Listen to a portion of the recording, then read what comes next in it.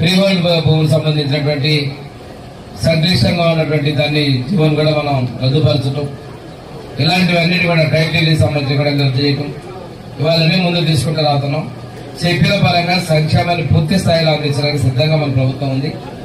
దానిలో ప్రధానంగా ఏదైతే ముందు మనం చెప్పామో సూపర్ 6 హామీలన్నిటి కూడా అమలు చేస్తూ ఇళ్ల స్థలాలు కూడా ఇంతకుముందు మనం చెప్పిన విధంగా గ్రామీణ ప్రాంతాల్లో 3 సెంట్లు ఇచ్చేదానికి కూడా మన ప్రభుత్వం కట్టుబడిందని చెప్పి తెలియజేసుకుంటూ ఈరోజు ప్రజలందరూ కూడా వచ్చినటువంటి సమస్యల్ని ఓపికగా ఇవ్వాలి, ఎక్కువగా వద్దు. పోలీసులు కూడా ఈ విధంలో క్రమశిక్షణగా పంపించాలి, చొరవ తీసుకోండి. కానీ బయట కూడా ఎండలు ఎక్కువగా ఉన్నాయి, తగినంత మంచినీళ్లు ఇవి కూడా కల్పించాలని చెప్పేసి మీ అందరికీ నేను విజ్ఞప్తి చేస్తూ మనం ఫిర్యాదులు తీసుకోవడం స్టార్ట్ చేద్దామని చెప్పి తెలియజేసుకుంటున్నాం.